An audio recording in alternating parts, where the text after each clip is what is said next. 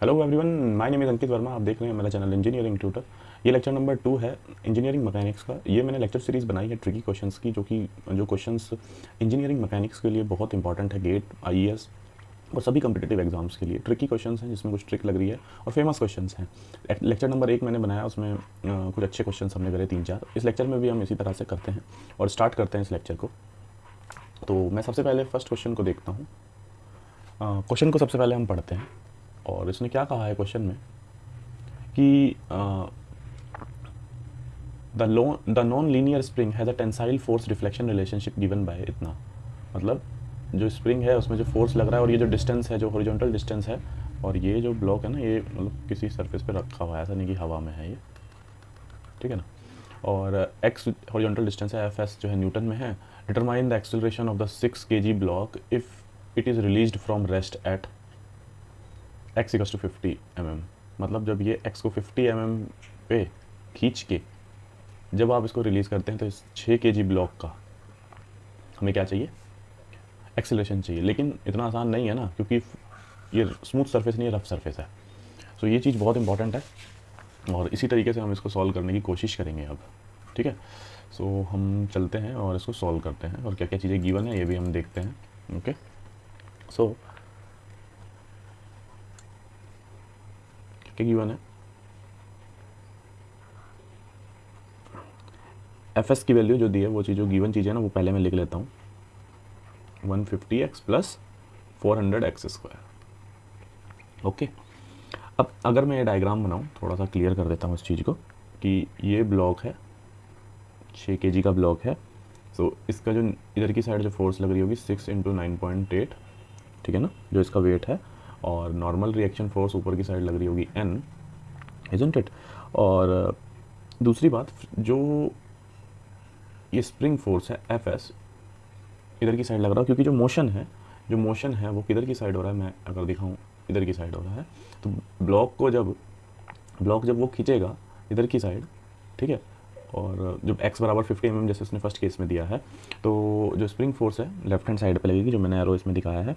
और जो frictional force है, ऑब्वियसली जब ये ब्लॉक, देखिए, जब इसे आपने खींचा, ऐसे कुछ खींचा, ठीक है, इस तरह से खींचा, तो स्प्रिंग फोर्स इधर की साइड लगेगी, ठीक है। अभी ब्लॉक किधर की साइड जाएगा, वापस इधर की साइड जाएगा। सो फ्रिक्शनल फोर्स किधर की साइड लगेगी, स्मॉल एफ, ठीक है ना। तो ये चीज़ थी।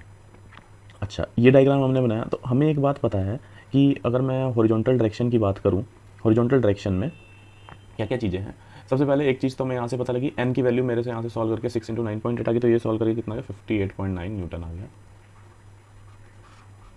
ये चीज़ आ गई है।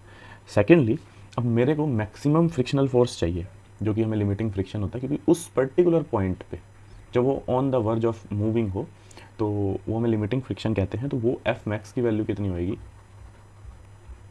वो म्यू एस इंटू एन होगा। उसने म्यू एस भी दिया और के भी दिया है, तो म्यू एस की वैल्यू 0.3 दिया और एन आपने कितना निकाल दिया है, तो कितना आ जाएगा यहाँ से 17.6, ये मैंने पहले निकाल रखा। तो ये चीज़ मैक्सिमम फ्रिक्शनल फोर्स आ जाएगी। अब बहुत सारी चीज़ें समझने वाली हैं कि जब उसने x 50 mm किया है तो क्या केस रहने वाला है, ठीक है, और जब x 100 करेगा तब वो कितना केस होने वाला है, ठीक है। हमने मैक्सिमम फ्रिक्शनल फोर्स निकाल दिया। फ्रिक्शनल फोर्स अगर ज़्यादा होगा तो बॉडी चलेगी नहीं, कोई एक्सेलेरेशन नहीं होगा। फ्रिक्शनल फोर्स कम होगा तो बॉडी में एक्सेलेरेशन होगा। सिंपल सा कंसेप्ट है। तो अगर आप ध्यान से देखें कि क्वेश्चन में उसने एक्सेलरेशन पूछा है जब 50 mm का केस हो और जब 100 mm को, दोनों केस में, और एफ एस हमें दिया है, तो एक्स की वैल्यू मैं यहाँ पुट करके रखूँगा। तो यहाँ से मेरा जो फोर्स है वो चीज़ आ जाएगी। क्यों? क्योंकि यहाँ से अगर आप देखेंगे हॉरिजॉन्टल फोर्स में एफ एस को कौन बैलेंस कर रहा है, आप देख सकते हैं, फ्रिक्शनल फोर्स बैलेंस कर रहा है, आप देख सकते हैं इसमें, ठीक है। सो फ्रिक्शनल फोर्स आपने मैक्सिमम जितना भी था निकाल दिया। अब मैं फर्स्ट केस की बात करूँ, जब मेरे को एक्स बराबर कितना रहेगा, 50 mm। सो तो मैं यहाँ पर रख देता हूँ x बराबर कितना आएगा, 0.05, है ना। 0.05 रख देंगे तो जो फ्रिक्शनल फोर्स है, ये सॉरी एफ एस है, 150 इंटू 0.05 प्लस 400 इंटू 0.05 का स्क्वायर, ठीक है, ये रखा हमने। तो यहाँ से जो ये एफ एस की वैल्यू आती है वो आती है 8.5, ठीक है। अब यहाँ से क्या पता लगा कि ये, लेकिन फ्रिक्शनल फोर्स तो ज़्यादा है ना, F max is greater than this, जो एफ एस आया यहाँ से। जब फ्रिक्शनल फोर्स ज़्यादा, बॉडी स्टैटिक्स पे रहेगी, तो यहाँ तो एक्सेलरेशन बराबर 0 रहेगा। बहुत अच्छा क्वेश्चन है, सीरियसली, ठीक है। और ऐसे क्वेश्चन गेट में आने के बहुत ज़्यादा चांस है, अभी तक तो ऐसा क्वेश्चन नहीं आया है बट आने के चांस है। टेस्ट सीरीज़ में भी अभी तक ऐसा क्वेश्चन नहीं देखा हमने इस लेवल का, ठीक है। तो ऐसे जीरो वाले क्वेश्चन बहुत आने के चांस रहते हैं। अच्छा ठीक है, अभी हम नेक्स्ट पे मतलब नेक्स्ट पार्ट पे चलते हैं। जब x हमारा 100 mm हो, मतलब x बराबर 0.1 मीटर हो, और fs की वैल्यू जो मेरी है वो कितनी दी है, 150 तो याद हो गया, 150 x प्लस 400 एक्स स्क्वायर। तो मैं यहाँ पर 0.1 भरूंगा, तो यहाँ से 1 मिनट सॉल्व करके कितनी वैल्यू आई हुई है, यहाँ से सॉल्व करके वैल्यू है 19 न्यूटन। हाँ अब ये ज़्यादा है किससे, फ्रिक्शनल फोर्स से, समझ रहे हो। तो अब कुछ ना कुछ एक्सेल,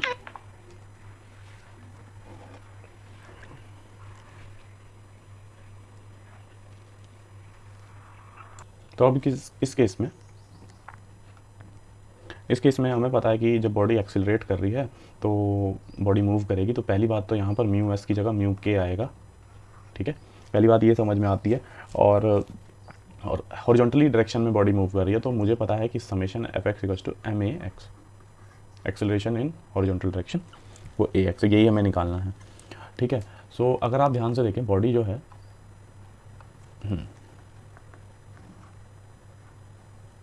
जैसे इसमें बताया गया है कि एफ एस इधर की साइड लग रहा है ना, फ्रिक्शनल फोर्स इधर की साइड है, क्योंकि जब बॉडी को आपने खींचेगी, जब वो छोड़ोगे तो कुछ एक्सेलरेशन से मूव करेगी, ठीक है। तो यहाँ से जो नेट फोर्स आया वो कितना आया, ये माइनस एफ एस, और एफ एस की वैल्यू कितनी आ गई, 19 आपने निकाली है देखो। तो ये -19 और friction force right hand side पे लग रहा है, और वो कितना लग रहा है, म्यू के 0.25 इंटू एन ये हम निकाल चुके हैं। सो ये नेट फोर्स आया एक्स डायरेक्शन में, और ये किसके बराबर होता है, एम ए एक्स के बराबर, ठीक है। और जैसे कि मैंने बताया, वैसे भी अगर आप समझे इस बात को, बॉडी इधर की साइड एक्सेलरेशन ए एक्स से मूव कर रही है, तो pseudo force m a x इधर की साइड लगेगी।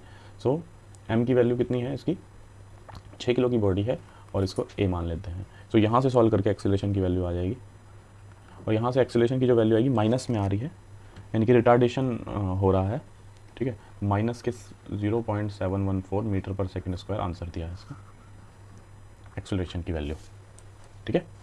सो माइनस में आंसर आया। नेक्स्ट क्वेश्चन की तरफ चलते हैं, ये बहुत फेमस क्वेश्चन है।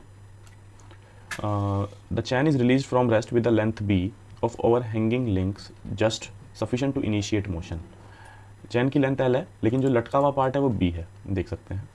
The coefficient of static and kinetic friction between the link and the horizontal surface है essentially the same value mu, मतलब इसमें म्यू एस और म्यू के की वैल्यू म्यू दी है। Determine the velocity v of the chain when the last link leaves the edge, जब ये लास्ट ये वाला लिंक जो है इसको एज को जब हटेगा उस टाइम पे वेलोसिटी क्या होगी। कॉर्नर का जो ये कॉर्नर का फ्रिक्शन का है कि इसको नेगलेक्ट कीजिए और वेलोसिटी की वैल्यू निकालिए। तो इसके लिए भी हम देखते हैं, और हमें इतना पता चल गया कि जो फ्रिक्शनल फोर्स है वो मोशन के अपोजिट लगेगा। तो ये जो चैन स्लिंग है ये नीचे की साइड मूव करेगी, इधर की साइड मूव करेगी, तो फ्रिक्शनल फोर्स अपन का इधर साइड लगेगा, ठीक है। तो इस क्वेश्चन को अब हम सॉल्व करते हैं और यहाँ से देखते हैं। तो मैं यहाँ पर चैन स्लिंग बना रहा हूँ ये,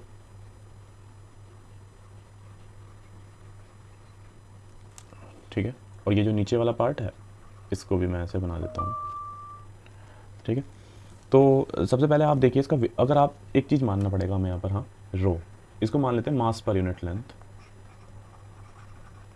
लीनियर डेंसिटी बोल दीजिए, ठीक है।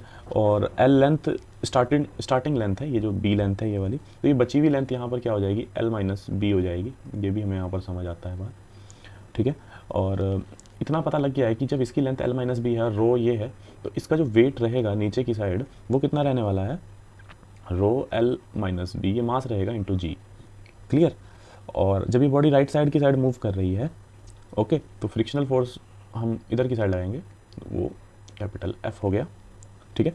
अच्छा, अब एक बात समझने वाली है कि इसमें मान लेते हैं कि जो टेंशन लग रही है टी नॉट लग रही है, टी नॉट टेंशन लग रही है, तो यही सेम टेंशन टी नॉट इधर की साइड लगेगी, ठीक है। और इसका जो वेट है ऑब्वियसली इस वाले पार्ट की मैं बात कर रहा हूँ, इस छोटे वाले पार्ट की, जिसकी लेंथ मैंने बी मानी है, रो जी इंटू बी, क्लियर। तो यहाँ से ये चीज़ क्लियर होती है। फ्रिक्शनल फोर्स की वैल्यू जैसे मैंने बताया म्यू इंटू एन होगी, और वो टी नॉट के बराबर हो जाएगी। तो टी नॉट मैं यहाँ से सॉल्व कर देता हूँ, टी नॉट की वैल्यू म्यू आ गया, ठीक है। और इसके बाद जो हमने इसका जो एन की वैल्यू आई है, एन जो रहेगा इसका रिएक्शनल फोर्स, क्योंकि एक टेबल पे रखा हुआ ना, तो एन ऊपर की साइड लग रहा है, म्यू इंटू एन, तो तो ये rho L minus B into G, ये टी नॉट की वैल्यू यहाँ से आ जाएगी, ठीक है। और टी नॉट की वैल्यू हमारी यहाँ से भी आई है, यहाँ से आप देख सकते हैं टी नॉट की वैल्यू इस वर्टिकल डायरेक्शन में अगर हम बात करें तो टी नॉट की वैल्यू यहाँ से कितनी होगी, रो जी इंटू बी। इन दोनों इक्वेशन में जब आप टी नॉट को इधर पहुँचा देंगे, ठीक है, तो यहाँ से आपकी बी की वैल्यू आ जाएगी जो कि आगे काम आएगी इन दोनों, फ्रॉम फर्स्ट इसको सेकंड मान लीजिए, यहाँ से सॉल्व करके इसको यहाँ पर रख दीजिए और फिर बी वाले को एक तरफ रख के यहाँ से जो बी की वैल्यू आएगी वो आएगी mu L upon 1 plus mu. देखेंगे इसका क्या काम आएगा बाद में, ठीक है। तो ये चीज़ आ गई है। अब हम नेक्स्ट चलते हैं जो भी हमारा रहेगा। अब आपने एक बात समझनी है कि अब हम एक्सेलरेशन की वैल्यू देखेंगे इसकी कि summation F x equals to m है, ये हमें पता है, ठीक है। डीएलेम्बर्ट प्रिंसिपल हम लगा देंगे, दोनों हॉरिजॉन्टल और वर्टिकल डायरेक्शन दोनों में लगाएंगे। और सबसे पहली बार अब क्या है ना कि अगर मुझे वेलोसिटी चाहिए तो मैं अब जनरलाइज्ड फॉर्म में बात करूँगा एक्स में, है ना। एक्स डॉट को हम वेलोसिटी बोलते हैं, एक्स डबल डॉट को हम एक्सेलरेशन बोलते हैं। तो अगर आप ध्यान से देखें, मैं कुछ जनरल कंसिडरेशन मानता हूँ क्योंकि एक्स और वाई में ही वो चीज़ आती है। अगर आप डायग्राम को ध्यान से देखें, एक बार मैं डायग्राम इसमें दिखा देता हूँ। हाँ, सो इसी यहीं के यहीं हम इसको सॉल्व कर देंगे। तो सबसे पहली बात, मैं ये लेंथ को ना, मैं थोड़ा सा लेंथ एक्स मान के चलूँगा, ठीक है। इसकी लेंथ एक्स मान के चलूँगा और बची हुई फिर यहाँ पर एल माइनस एक्स हो जाएगी, क्लियर। तो उससे हम निकालेंगे। तो सबसे पहले हम हॉरिजॉन्टल और वर्टिकल के लिए देखते हैं। सबसे पहले हम वर्टिकल डायरेक्शन के लिए देखते हैं। तो जैसे कि इसमें बताया, मैं x मान लेता हूँ, इस लेंथ को छोटी सी लेंथ मान रहा हूँ आप यहाँ पर, फिर ये l माइनस एक्स हो जाएगी, उसी हिसाब से आप कर लीजिएगा, ठीक है। तो टेंशन t मान लेते हैं इसके अंदर, तो ये इस तरह से ही है, इस तरह से है, t टेंशन मान लेते हैं, ठीक है। और ये जो l माइनस एक्स है, क्लियर। तो हमें पता है कि ये इधर की साइड मूव कर रही है, ये इधर की साइड मूव कर रही है, ठीक है। तो दोनों फोर्स यानी कि ए एक्सेलेरेशन से मान लेते हैं इधर की साइड, तो इधर की साइड एम ए फोर्स लगेगा, ठीक है। और फ्रिक्शनल फोर्स भी इधर की साइड लगेगा म्यू इंटू एन। तो ये सब टी के बराबर आने वाला है, तो मैं यहाँ पर लिख देता हूँ टी को, और एक्स के टर्म्स में आने वाला है ये। तो mu L minus X rho जी, ये तो फ्रिक्शनल फोर्स हो गया, ठीक है। और plus rho L minus x, तो लेंथ होगी है, ये तो मास हो गया, इंटू एक्सेलरेशन, ठीक है। तो ये टी के बराबर आ गया। और इसी तरह से वर्टिकल डायरेक्शन में अगर आप देखेंगे, वर्टिकल डायरेक्शन अगर आप देखें तो इसमें इसकी लेंथ आपने एक्स मानी है, ठीक है। तो टेंशन ऊपर की साइड लग रही होगी ऐसे, बॉडी नीचे की साइड मूव कर रही है, तो एम ए फोर्स भी ऊपर की साइड लगेगा, ठीक है। तो टी प्लस अगर मैं बात करूँ, रो इंटू एक्स लेंथ है इंटू एक्सेलरेशन, ठीक है। ये वैल्यू आ गई, इक्वल्स टू किसकी वैल्यू आएगी, इसका मास के बराबर। इसका मास कितना रहेगा, rho into x into G. ये दो इक्वेशन हमारे पास आई है। आप देख सकते हैं कि टेंशन की तो जरूरत है नहीं ना, हमने यहाँ तो एक पॉइंट यहाँ पर मान लिया, इसकी टेंशन दोनों में टी रह रही थी, हमने यहाँ से टी को एलिमिनेट करना है बस, और ए के टर्म्स में वैल्यू निकालनी है, क्योंकि मुझे वेलोसिटी चाहिए। अगर मैं ए निकाल दूँ तो उससे मैं वेलोसिटी भी निकाल दूंगा बड़े आराम से। तो आप यहाँ से ये जो टी की वैल्यू है यहाँ पर, या टी को यहाँ से क्या आ जाएगा वैल्यू, रो एक्स में यहाँ से कॉमन ले लूँ, ठीक है, जी माइनस ए। टी की वैल्यू मैं यहाँ पर रख देता हूँ। So rho X G minus A equals to mu L minus X rho G, ठीक है, plus rho L minus X into ए।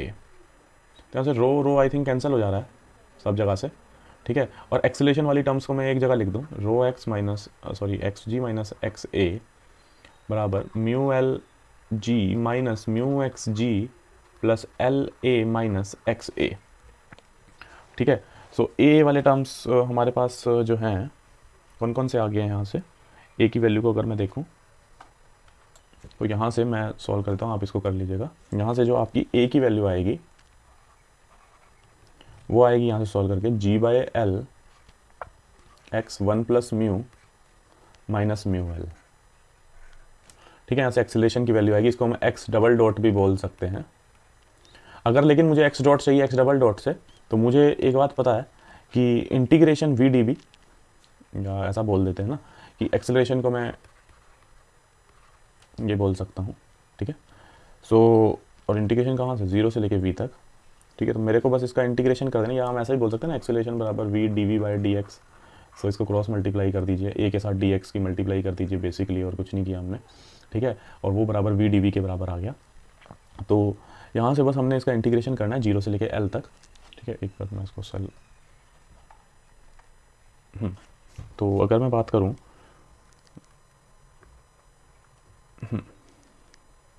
मैं एक बार सॉल्व कर देता हूँ उसको।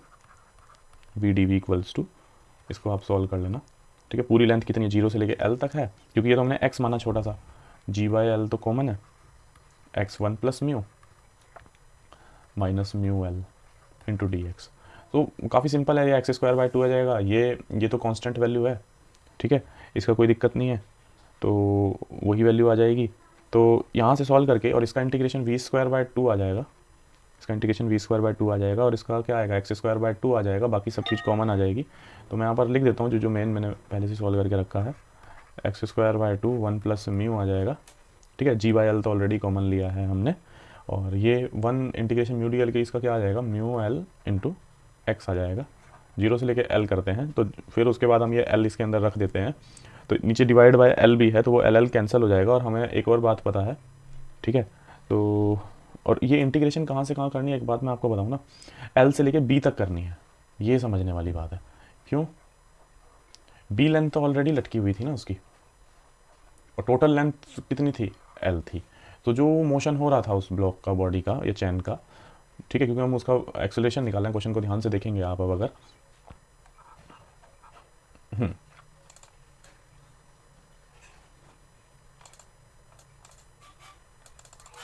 Determine the velocity of the chain when the last link leaves the edge. मतलब अब आप देखो, ये धीरे धीरे कम होता जा रहा है, कम होती जाएंगी इसकी स्लिंग, तो अभी ऑलरेडी किस पॉइंट पे है इसकी, ये लेंथ बी पे है, ये वाला पॉइंट, और जब ये खत्म हो जाएगा, ये इधर की साइड जाता रहेगा, अब टोटल लेंथ कितनी हो जाएगी, एल हो जाएगी।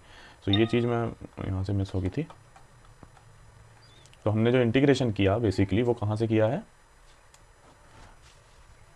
एल से लेके, सॉरी बी से लेके एल तक किया, ये चीज़ इंपॉर्टेंट थी, और बी की वैल्यू आप ऑलरेडी निकाल चुके हो। ठीक है, तो सिंप्लीफाई करना है और आंसर निकाल देना। यहाँ से वी की आप इसे सॉल्व कर सकते हैं, जो वी की वैल्यू आई है आप ट्राई करके देखना, G L upon 1 plus mu. देखो, मैं ये नहीं कह रहा ये क्वेश्चन गेट में इतना बड़ा आ जाएगा, लेकिन इसका कंसेप्ट जरूर आएगा, ये बहुत फेमस क्वेश्चन है, और जब भी मेडिजी वगैरह में पढ़ाया जाता है मैकेनिक्स को, इस क्वेश्चन को जरूर कराया जाता है। मतलब इसको मैंने सिंप्लीफाई करने की कोशिश की है, ये नहीं कि उसको टिपिकल बना दिया। हमने एक्स के टर्म्स में वैल्यू निकाली है, और वो जो एक्सेलरेशन मेरा एक्स के टर्म्स में आया था, और एक्सेलरेशन को मैंने v D we by D x लिख दिया, और तो ये डी एक्स को मैंने इधर मल्टीप्लाई कर दिया, क्रॉस मल्टीप्लाई करनी है। और इंटीग्रेशन मैंने ये भी बता दिया बी से लेके एल क्यू करना है। सिंपल इंटीग्रेशन का क्वेश्चन आ गया, लिमिट्स हमने भर दी हैं उसकी, और बी की वैल्यू मैं ऑलरेडी निकाल चुका हूँ, ये भी मैं बता देता हूँ ताकि कोई दिक्कत ना हो। 1 प्लस म्यू अंडर रूट, इसमें ये वैल्यू थी बी की वैल्यू। ठीक है, तो यहाँ से जो वी की वैल्यू आएगी आपकी, ये आएगी, आप ट्राई करके देखना। ओके, सो क्वेश्चन कैसा लगा प्लीज़ कमेंट करके बताएं। और एक क्वेश्चन मैं होमवर्क के लिए दे देता हूँ आपको। A solid sphere of mass m and small radius is released from rest from the top of the rim of a hemispherical cup so that it rolls without slip along the surface. The normal force exerted by the cup on the ball when the ball reaches the top of the cup is. तो normal force हमें निकालनी है, हमें ये जो body है ना, ये जो मास m की जब इस बॉटम पॉइंट पे आएगी, तो हमें वर्टिकल फोर्स, नॉर्मल फोर्स निकालना है m। ठीक है, ये रोल करते हुए विदाउट स्लिपिंग। ठीक है, तो इसका कमेंट करके आप आंसर बताना। दिक्कत होगी तो नेक्स्ट लेक्चर, जो लेक्चर नंबर 3 होगा इस लेक्चर सीरीज़ का, उसमें हम करेंगे। सेकंड क्वेश्चन बहुत अच्छा था, और कोई भी दिक्कत होगी तो प्लीज़ कमेंट करके बताएं। Thank you.